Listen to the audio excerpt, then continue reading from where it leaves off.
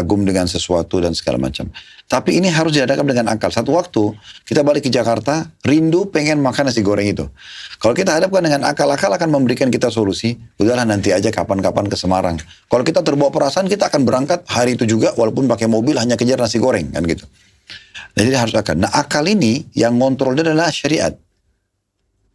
Kalau tidak akan jadi kacau semuanya. Karena akal tidak akan punya tolok ukur kalau tidak dikontrol oleh syariat. Jadi kita gunakan akal kita. Kayak tadi misalnya Dr. Rashid bilang, ini gak masuk akal saya.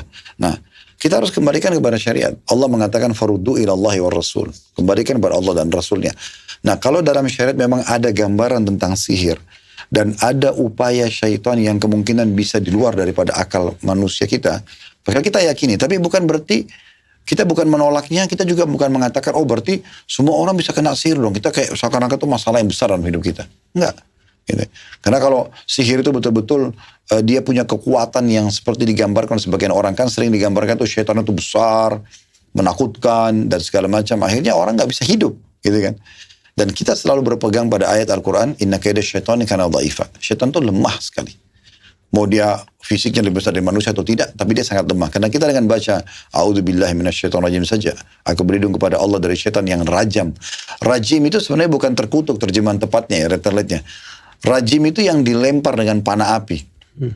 Jadi itu sudah dibakar oleh Allah melalui malaikat. Sebenarnya sudah selesai. Jadi nggak sulit sebenarnya. Jadi kalau saya melihat sebenarnya sih, saya menengahinya dari sisi mungkin Dr. Richard tinggal membuka lebih. Oh ternyata memang selain ilmu medis yang mungkin menggunakan ilmu pengetahuan yang rasional, dengan ada juga ilmu yang agama yang mungkin selama batasannya ada informasi dari wahyu ya. Masalah sihir misalnya contoh. Nah itu memang ada. Tetapi tentu kita juga punya batasan-batasan dalam masalah ini.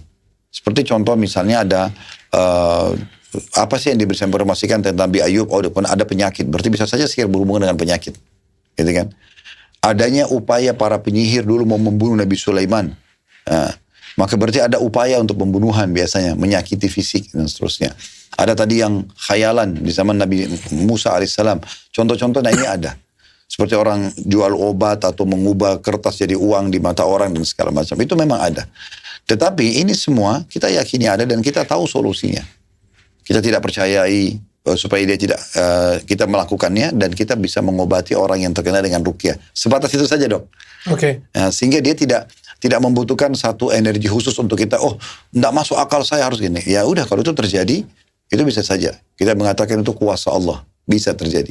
Tadi saya paham konteksnya Ustadz Khalid, terutama di poin tidak membesar-besarkan. Karena menurutku